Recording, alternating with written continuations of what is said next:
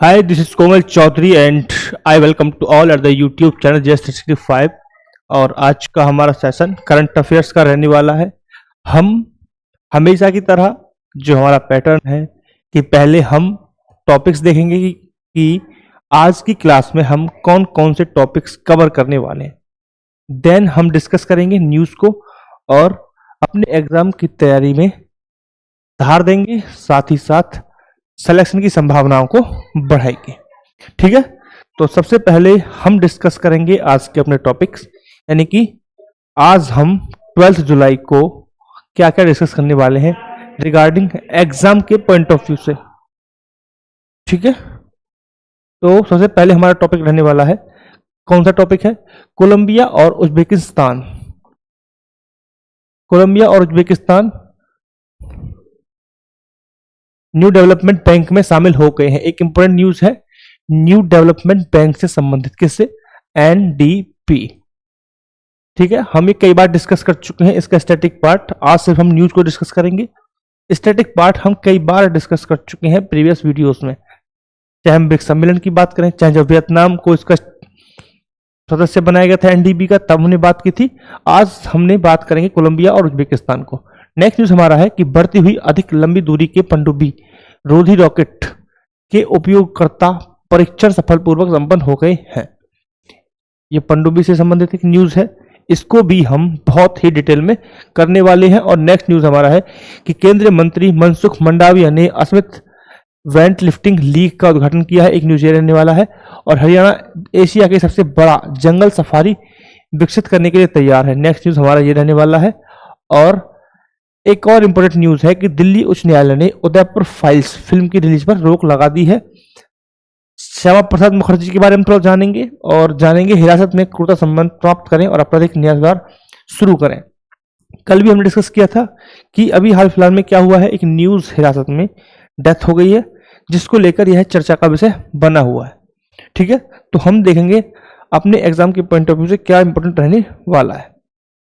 ठीक है, आगे साहब क्लियर पॉइंट। चलो, तो ये हमारी न्यूज थी। और न्यूज हमारा है कि खान मंत्रालय ने आकांक्षी डीएमएफ कार्यक्रम शुरू किया है। एक खराई ऊंट है, उसके बारे में जानेंगे। और कारसोल में केरल मत्स्य विभाग का उत्कृष्ट पुरस्कार जीता है इन्होंने। और जानेंगे व्यापार विकास दूरदर्शिता, इसको समझेंगे। और ऐसे ही इंपॉर्टेंट न्यूज हमारी है। एक इंपॉर्टेंट न्यूज हमारी है साइबर सुरक्षा को लेकर। ठीक है, ये बहुत ही इंपॉर्टेंट रहने वाला है, क्योंकि साइबर सिक्योरिटी अभी हाल फिलहाल में एक चुनौती के रूप में हमें देखने को मिल रहा है। क्योंकि आप सभी को पता है कि डेली बेसिस पर हम टेक्नोलॉजी से घिरे हुए हैं। ठीक है, इंटरनेट की दुनिया में, सोशल मीडिया की दुनिया में रहने वाले लोग हैं। और जब ऐसी बढ़ती हैं तो कहीं ना कहीं साइबर अपराध को बढ़ावा मिलता है, और जो संवेदनशीलता है साइबर अपराध की वो बढ़ जाती है। ठीक है, और इसी संवेदनशीलता का फायदा उठाकर साइबर अपराध को बढ़ावा दिया जाता है। इसी के लिए क्या किया गया है, एक साइबर सुरक्षा कार्यक्रम शुरू किया करने के लिए बिल बिट्स और प्लानिंग के बीच क्या हुआ, एक समझौता हुआ है, इसे समझेंगे। ठीक है साहब। और ये एक इंपॉर्टेंट न्यूज खेल जगत से कि अनिमेश खुजूर ने 100 मीटर में नया रिकॉर्ड बनाकर अदृश्य बाधा तोड़ दिया। ठीक है, देख लेंगे किस गेम की बात हो रही है। अब बढ़ेंगे हम फर्स्ट न्यूज की तरफ। फर्स्ट न्यूज हमारा है, क्या है फर्स्ट न्यूज, कि कोलंबिया और उज्बेकिस्तान न्यू डेवलपमेंट बैंक के में शामिल हो गए हैं। ठीक है, कोलंबिया और उज्बेकिस्तान आधिकारिक तौर पर ऑफिशियली बात हो, ऑफिशियली यह एनडीबी के सदस्य बन गए हैं। ऑफिशियली आधिकारिक रूप में न्यू डेवलपमेंट बैंक के सदस्य बन गए हैं। इसमें कुल सदस्य अब कितने हो गए? 11 देश हो गए हैं।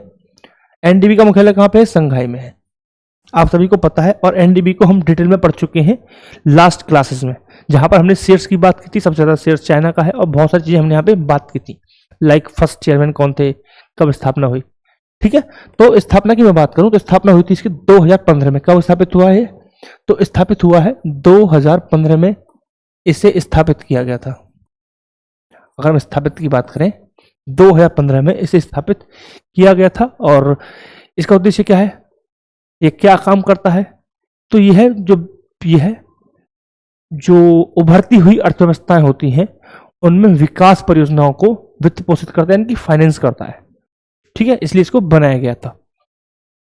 Clear point? तो समझ गए आप ये पॉइंट, किसका क्या है कि जो उभरती हुई अर्थव्यवस्था होती है, विकासशील देश होते हैं, उनके विकास परियोजनाओं को यह क्या करता है, फाइनेंस करता है। ठीक है साहब, क्लियर पॉइंट, समझ गए हम। अगर हम बात करें मुख्यालय को लेकर, आपको पता है कि संघाई में इसका मुख्यालय है और सबसे ज्यादा जो शेयर्स हैं वो चीन के हैं वोटिंग राइट्स के लिए। ठीक है, और सबसे ज्यादा कैपिटल इसमें लगा हुआ है वो भी चाइना का लगा हुआ है, राइट। बाकी और आपको ज़्यादा डिटेल चाहिए तो आप प्रीवियस वीडियोस देख लीजिएगा। सेकंड लास्ट वीडियो में हमने बहुत ही डिटेल में कवर किया हुआ है। नेक्स्ट न्यूज हमारा है कि बढ़ी हुई अधिक लंबी दूरी के पनडुब्बी रोधी रॉकेट IRASR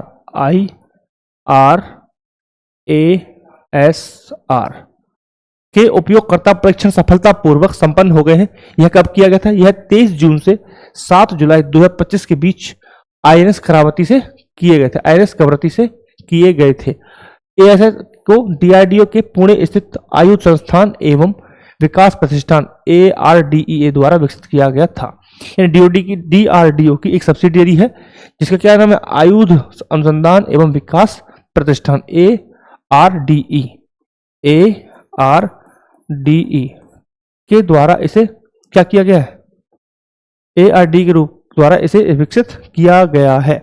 नौसेना विज्ञान एवं प्रौद्योगिकी प्रयोगशाला ने भी इसके विकास में सहयोग दिया है। AIRS एक पूर्णतः स्वदेशी पनडुब्बी रोधी युद्ध प्रणाली है, यानी कि यह पनडुब्बी रोधी प्रणाली जो है यह शुद्ध रूप से क्या है? इंडिजीनियस है, यानी कि स्वदेशी रूप से इसको निर्मित किया गया है। नौसेना विज्ञान प्रौद्योगिकी प्रयोगशाला ने भी इसको विकास में योगदान दिया है। और विकसित किसने किया है? तो आयुध अनुसंधान एवं विकास प्रतिष्ठान, जिसे बोला जा रहा है ARDE के द्वारा इसे विकसित किया गया। ठीक है साहब, क्लियर पॉइंट है तो समझ में आ रहा है सब। इसके बाद और थोड़ा जाने हम, इससे क्या होगा? इससे भारतीय नौसेना के जहाजों पर हम क्या कर सकते हैं? रॉकेट लॉन्चर से इसे प्रक्षेपित हम कर सकते हैं। ठीक है, जिससे क्या हो रहा है कि जो पनडुब्बी है उसको रोधक एक प्रणाली हम अपने नौसेना पर भी रख सकते हैं। नौसेना को भी इस लायक बना सकते हैं कि वह जो पनडुब्बी है उसको इंटरसेप्ट कर सके, उसको गिरा सके, मार सके। ठीक, क्लियर। और एक इंपॉर्टेंट चीज इसके संबंध में यह है कि इसका डिजाइन इस तरीके से बनाया गया है ताकि इसकी सटीकता और स्थिरता बहुत ही हाई बनी रहे, और वही इसका इंपॉर्टेंट फैक्टर है। और एक इंपॉर्टेंट फैक्ट तो मतलब नहीं कहेंगे, लेकिन इस परीक्षण के दौरान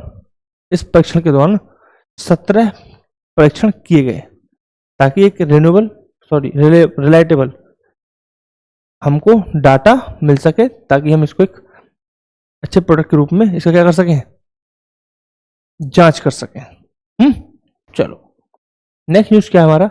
नेक्स्ट है केंद्रीय मंत्री मनसुख मंडाविया ने अस्मिता वेंटिलिफ्टा लीग का उद्घाटन किया। यह कहाँ हुई है?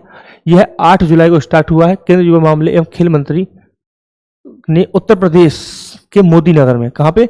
उत्तर प्रदेश के मोदी नगर में अस्मिता लीग 2025 का उद्घाटन किया है। ठीक है साहब, तो किसका उद्घाटन किया है? अस्मिता लीग का उद्घाटन किया है।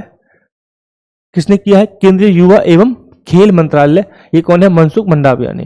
टोक्यो ओलंपिक की रजत पदक विजेता मीराबाई चानू अस्मिता वोलेंटियर लीग के उद्घाटन के अवसर पर उपस्थित गणमान्य व्यक्तियों में शामिल थी।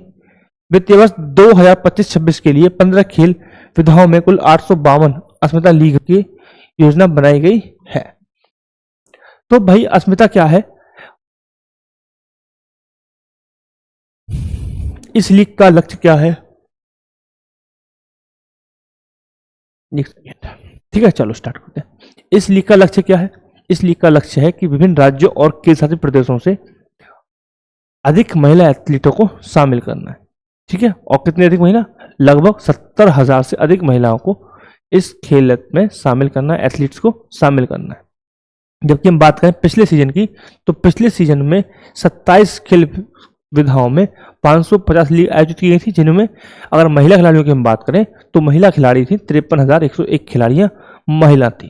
ठीक है, तो ओवरऑल न्यूज की थी कि मनसुख मंडाविया जी ने अस्मिता वेट लिफ्टिंग लीग का उद्घाटन किया। ठीक है, अस्मिता वेट लिफ्टिंग लीग का उद्घाटन किया। यह कब किया गया? 8 जुलाई को किया गया। मनसुख मंडाविया कौन है? यह है केंद्रीय युवा मामले खेल मंत्री, जिन्होंने उत्तर प्रदेश के मोदी नगर में अस्मिता वेट लिफ्टिंग लीग 2025 का उद्घाटन किया है। इस उद्घाटन में टोक्यो ओलंपिक की रजत विजेता जो थी मीराबाई चानू, वह मीराबाई चानू, ठीक है, के उद्घाटन पर उपस्थित थी। ठीक है साहब, तो ये न्यूज थी आज की। अब बढ़ेंगे हम नेक्स्ट न्यूज की तरफ, और नेक्स्ट न्यूज हमारा है कि हरियाणा एशिया की सबसे बड़ा जंगल सफारी विकसित करने के लिए तैयार है। यह सफारी अरावली पहाड़ियों में स्थित होगी। यह लगभग 10,000 एकड़ में फैली होगी। समझिए क्या है कि हरियाणा क्या बना रहा है? सबसे बड़ा सफारी जंगल सफारी बनाने वाला है एशिया का। ठीक है, 10,000 एकड़ में है। कहाँ पे है? अरावली की पहाड़ियों में स्थित होगा। इस परियोजना का उद्देश्य क्या है? इस परियोजना का उद्देश्य है कि राज्य में पर्यावरण को बढ़ावा देना है। ठीक है, साथ ही साथ अगर हम बात करें तो हम जंगल सफारी बनाते हैं तो वन्य जीव संरक्षण पर भी ध्यान हम रखते हैं। यानी कि हम कह सकते हैं कि पर्यटन को बढ़ावा तो मिलेगा ही मिलेगा, बट साथ ही साथ वन्य जीव संरक्षण को भी हम ध्यान केंद्रित करेंगे, यानी कि उसका भी ध्यान रखेंगे। इस सफारी में विभिन्न प्रकार के पौधे, जानवर, ये सब चीजें उपलब्ध होंगी, और साथ ही साथ एडवांस टेक्नोलॉजी का भी प्रयोग किया जाएगा। ठीक है, क्लियर पॉइंट? चलो, ये न्यूज थी आज की, और अब नेक्स्ट न्यूज की तरफ चलेंगे। और नेक्स्ट न्यूज हमारा है कि दिल्ली उच्च न्यायालय ने उदयपुर फाइल्स, ये मूवी का नाम है, उदयपुर फाइल्स फिल्म की रिलीज पर रोक लगा दी है। दिल्ली उच्च न्यायालय ने विवादास्पद फिल्म उदयपुर फाइल्स में कन्हैया लाल ट्रेलर मर्डर की रिलीज पर रोक लगा दी है। जो उदयपुर फाइल्स है वो किसकी मूवी है? वह उदयपुर के एक दर्जी जिसकी डेथ हुई थी 2022 में, उसकी हत्या पर आधारित है। इस मूवी पर दिल्ली उच्च न्यायालय ने रोक लगा दी। सिर्फ ये न्यूज है। ठीक है, क्लियर? अब आएंगे नेक्स्ट न्यूज की तरफ। नेक्स्ट न्यूज क्या है? डॉक्टर श्यामा प्रसाद मुखर्जी के बारे में थोड़ा सा 2-3 चीजें जान लेते हैं। वे 1934 में 33 वर्ष की आयु में कलकत्ता विश्वविद्यालय के सबसे युवा कुलपति बने। उन्होंने फजलुल हक मंत्रिमंडल में बंगाल के वित्त मंत्री के रूप में भी कार्य किया था। ठीक है, स्वतंत्रता के बाद वे अंतरिम सरकार के मंत्रिमंडल में उद्योग एवं आपूर्ति मंत्री के रूप में भी शामिल हुए थे, लेकिन मतभेदों के कारण उन्होंने इस्तीफा दे दिया था। 1944 में उन्होंने एक अंग्रेजी दैनिक नेशनलिस्ट की स्थापना की थी, और 1951 में भारतीय जनसंघ के संस्थापक के रूप में भी इनको हम जानते हैं। ये थी इनके बारे में बहुत ही फैक्चुअल और relatable information regarding the exam. ठीक है साहब, नेक्स्ट न्यूज पे देखेंगे। नेक्स्ट न्यूज हमारा है कि खान मंत्रालय ने आकांक्षी डीएमएफ के कार्यक्रम शुरू किया है। यह क्या है? केंद्रीय कोयला एवं खान मंत्रालय ने आकांक्षी डीएमएफ कार्यक्रम के लिए परिचालन दिशा निर्देश जारी की है। इसका लक्ष्य क्या है? जिला एवं खनिज फाउंडेशन की पहलों को आकांक्षी जिला कार्यक्रम और आकांक्षी ब्लॉक कार्यक्रम के साथ संरेखित करना है। यानी कि खान प्रभावित समुदायों को लाभ पहुंचाने के लिए डीएमएफ निधि खनन कंपनियों से एकत्र की जाती है। क्या समझ में आया कि डीएमएफ क्या है? डीएमएफ है जिला खनिज फाउंडेशन, डिस्ट्रिक्ट मटेरियल फाउंडेशन की पहलों को आकांक्षी जिला कार्यक्रम और आकांक्षी ब्लॉक कार्यक्रम के साथ संरेखित किया गया है। यानी कि डीएमएफ को एडीपी और एबीपी के साथ क्या कर दिया है? एक प्लेटफॉर्म पर लाए हैं। इससे क्या होगा कि जो खान प्रभावित समुदाय को लाभ पहुंचाने के लिए क्या किया गया? डीएमएफ निधि खनन कंपनियों से एकत्र की जाती है। यानी डीएमएफ के माध्यम से कंपनियों से क्या किया जा रहा है? एक अमाउंट लिया जाता है, ताकि जो एरियाज से प्रभावित हो रहे हैं उनको लाभ पहुंचाया जा सके। ठीक है, ये पर्पज है। तो आपको पता चलेगा डीएमएफ क्या होता है, राइट? अब हम चलेंगे नेक्स्ट न्यूज की तरफ, और नेक्स्ट न्यूज हमारा है खर्राई ऊंट। खर्राई ऊंट में क्या है? खर्राई ऊंट भारत के किस क्षेत्र में मिलते हैं? भारत के किस क्षेत्र में मिलते हैं? तो ये मिलते हैं भारत के कच्छ के एरिया में। कहाँ पे? कच्छ के एरिया में मिलेंगे। यह है भारत के कच्छ,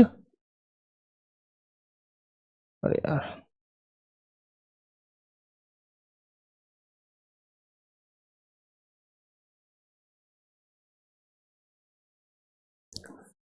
यह भारत के कच्छ क्षेत्र में मिलेंगे, जिसे तैरता ऊंट भी कहते हैं। लंबी दूरी तक तैरने की अपनी अद्भुत क्षमता के कारण इन्हें अक्सर तैरने वाला ऊंट भी कहा जाता है। खराई नाम गुजराती शब्द खारा से आया है, जिसका अर्थ होता है लवड़ी है।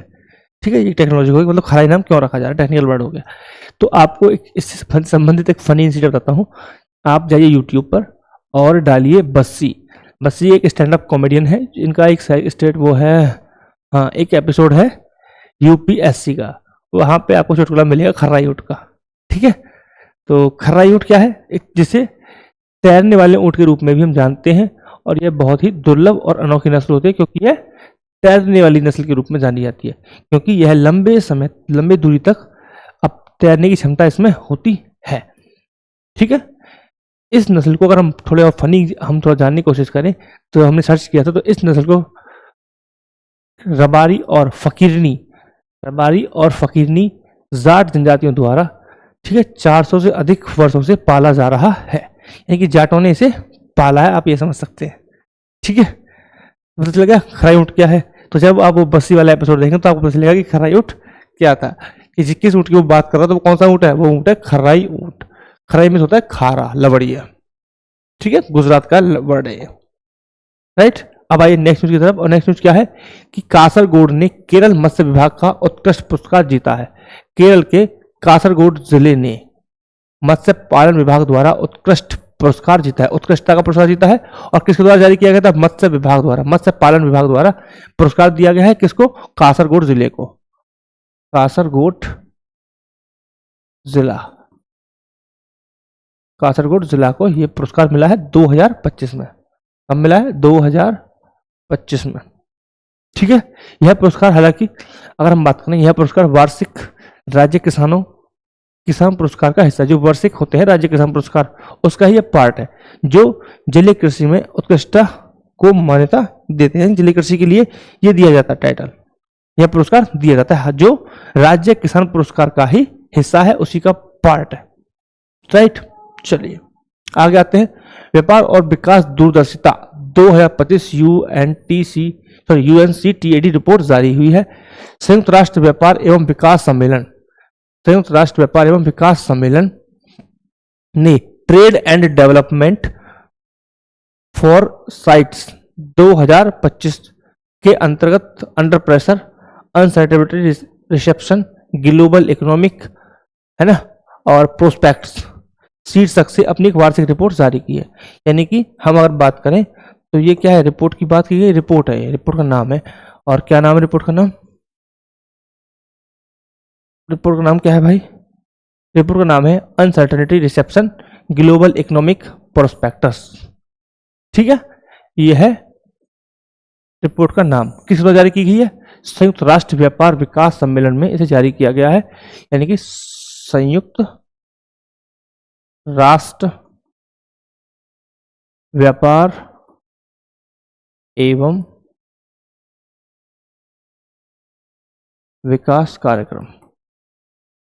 ठीक है बेटा, क्लियर पॉइंट। यह रिपोर्ट विकास, वित्तीय स्थितियों, व्यापार और विकास संबंधी चुनौतियों सहित वैश्विक आर्थिक रुझानों का आकलन करती है। 2025 में वैश्विक आर्थिक विकास दर घटकर कितनी हो गई है, 2.3 दर रहने का अनुमान है। 2025 में वैश्विक जो हमारा देखने को मिल रहा है ग्रोथ, वो कितना रहेगा, वो रहेगा 2.3%। ठीक, तो आप दोबारा सुन लीजिए, यह रिपोर्ट क्या दिखाती है, यह दिखाती है रिपोर्ट डेवलपमेंट, फाइनेंशियल कंडीशन, है ना, ट्रेड एंड डेवलपमेंट से संबंधित कोई भी अगर चैलेंजेस आते हैं, और उससे संबंधित जो वर्ल्ड के रुझान होते हैं, उनका आकलन करते हैं कि वर्ल्ड क्या चाहता है। इस रिपोर्ट से संबंधित, इन चीजों से संबंधित कोई चैलेंज है तो वर्ल्ड विश्व उस समस्या से किस तरीके से निपटना चाहता है, इस तरह की रिपोर्ट के द्वारा ही हमें पता चलता है, राइट। चलो देखो एक चीज और भाई, अगर किसी को मेरी लैंग्वेज और बोलने में थोड़ा सा अटपटा लग रहा है तो आई एम सॉरी, बट तबीयत मेरी ठीक नहीं, क्लास रेगुलर आ रही है बट तबीयत मेरी ठीक नहीं, इस वजह से आपको ऐसा थोड़ा सा दिख रहा होगा, बोरिंग सा, एंड थोड़ी लो एनर्जी हो सकता दिखे, बट एनर्जी लो नहीं है, बट तबीयत तो लो है ही, तो उसका इफेक्ट आपको थोड़ा सा दिख रहा होगा वॉल्यूम पर। चलो नेक्स्ट हमारा है साइबर सुरक्षा कार्यक्रम शुरू करने के लिए मेटी ने बिट्स पिलनी के बीच समझौता हुआ है। इलेक्ट्रॉनिक और सूचना प्रौद्योगिकी मंत्रालय मेटी ने बिट्स पिलनी के साथ एक समझौता ज्ञापन पर हस्ताक्षर किया है। इस पहल का उद्देश्य क्या है, भारत की साइबर सुरक्षा क्षमताओं को मजबूत करना और एक कुशल साइबर सुरक्षा कार्यबल का निर्माण करना। यानी कि पहले क्या करना है, क्षमताओं को मजबूत करना है, और साथ में क्या करना है, कार्यबल का निर्माण करना। दो चीजें हैं इस समझौते में, ठीक है, इस समझौते में दो चीजें हैं। पहला क्या है कि कार्य क्षमता बढ़ाना है, क्षमता मजबूत करना है, और साथ ही साथ क्या करना है, सुरक्षा कार्यबल का निर्माण करना है। अगर हम बात करें टारगेट को, टारगेट क्या रहेगा, सरकार है ना, या फिर पीएसयू हो गए, सार्वजनिक क्षेत्र हो गए, या फिर इंडस्ट्रीज हो गई, इन सबको क्या करना है, इन सब से संबंधित जो साइबर हमले हैं उनसे क्षमता को मजबूत बनाना है और एक कार्यबल के रूप में निर्माण करना, ताकि आगे बड़े स्केल पर चीज़ों को किया जा सके।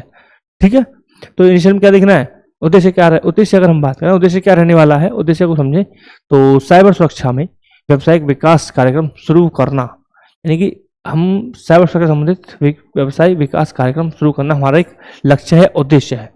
ठीक, इनिशियली हम क्या करने वाले, इनिशियली हम करने वाले हैं कि सुरक्षा संबंधित क्षमता है उसको मजबूत करेंगे और साथ ही साथ एक कुशल कार्यबल का निर्माण करेंगे। कैसे करेंगे कि हम विकास कार्यक्रम शुरू करने वाले हैं जहां हम क्या करेंगे, ट्रेनिंग दे सकते हैं, है ना, और एक कार्यबल का निर्माण इस तरीके से हम कर सकते हैं। तो इसी पहल के साथ हम ये करने वाले हैं। अगर नेक्स्ट न्यूज की बात करें तो नेस्ट ने यूनिसेफ और टाटा मोटर्स के साथ मिलकर बहुआयामी पहल शुरू की है। जनजातीय कार्य मंत्रालय के अंतर्गत राष्ट्रीय आदिवासी छात्र शिक्षा सोसाइटी एकलव्य आदर्श आवासीय विद्यालयों में आदिवासी छात्रों के सशक्तिकरण के लिए एक नई पहल शुरू कर दी है। ठीक, इसमें क्या किया जाए, नेट्स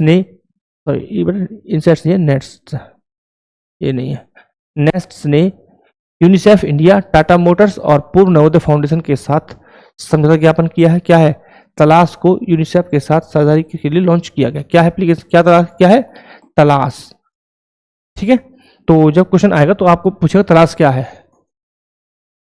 तलाश किन किन के बीच लागू किया जा रहा है, किन किन के द्वारा तलाश लागू किया गया। तो कौन कौन है, यूनिसेफ इंडिया, कौन कौन है साहब, यूनिसेफ इंडिया, टाटा मोटर्स और नवोदय फाउंडेशन, पूर्व नवोदय फाउंडेशन, ये तीन फाउंडेशन मिलके इस परियोजना को स्टार्ट कर रहे हैं। कौन सी परियोजना, तलाश को। राइट, चलो नेक्स्ट हमारा 75 करोड़ रुपए से अधिक सभी सरकारी भुगतान आरबीआई के ई कुबेर के माध्यम से अनिवार्य हैं। 16 जुलाई 2025 से 75 करोड़ से अधिक के सभी भारतीय सरकारी भुगतान आरबीआई के ई कुबेर प्रणाली के माध्यम से किए जाने चाहिए, यह अनिवार्य कर दिया गया है। ठीक है, यानी कि यह मैंडेटरी है कि 75 करोड़ रुपए से अधिक के सभी भारतीय सरकारी लेन देन होंगे वो किसके द्वारा होंगे, ई कुबेर के द्वारा होंगे। इसका उद्देश्य क्या है, उच्च मूल्य वाले सरकारी लेन देन में पारदर्शिता आएगी। ठीक है, गति और सटीकता में सुधार लाना इसका उद्देश्य है। कैसे आएगा सुधार, कैसे आएगा सुधार। ठीक है, तो ई कुबेर क्या है, पहले तो ये बताइए, पहले तो मुझे ई कुबेर क्या है, अगर किसी को पता है तो कमेंट खुला है, बताइए ई कुबेर क्या है। तो ई कुबेर रिजर्व बैंक के द्वारा डेवलप किया गया है और एक क्या है, ऑनलाइन पेमेंट प्लेटफॉर्म के रूप में इसे देख सकते हैं। इसके यह क्या करता है, यह सरकारी भुगतान की रियल टाइम ट्रैकिंग कर सकता है और कोई भी प्रॉब्लम आती है 24 आवर्स में उसका समाधान करेगा। ठीक है, दूसरा पॉइंट, इससे तीव्र निपटान होता है, यानी कि तीव्र सॉल्यूशन होता है, तीव्र पेमेंट होता है, ऐसी सुविधाएं प्रदान करता है ई कुबेर। तो यही किया गया है आरबीआई के द्वारा कि 75 करोड़ रुपए से अधिक का कोई भी भुगतान है सरकारी, तो उसका जो भुगतान होगा वो ई कुबेर के माध्यम से होगा। इससे क्या होगा कि जो बड़े बड़े पेमेंट है उनमें पारदर्शिता आएगी, काम तेजी से करता है तो गति बढ़ेगी। ठीक है, और सटीकता में सुधार आएगा क्योंकि बहुत जल्दी सॉल्यूशन हो सकता है, और दूसरा पारदर्शिता बढ़ेगी तो सटीकता ऑटोमेटिक आ ही जाएगी। ठीक, अब आते हैं नेक्स्ट न्यूज की तरफ, और नेक्स्ट न्यूज है हमारा लास्ट कि अनिमेश कुजूर ने 100 मीटर में नया रिकॉर्ड बनाकर अदृश्य बाधा तोड़ दी है। कहाँ के हैं, छत्तीसगढ़ के हैं, पहले तो याद रखेंगे। अनिमेश गुप्त ने 100 मीटर में 10.18 सेकंड का रिकॉर्ड किया है, जो नया राष्ट्रीय रिकॉर्ड बन गया है।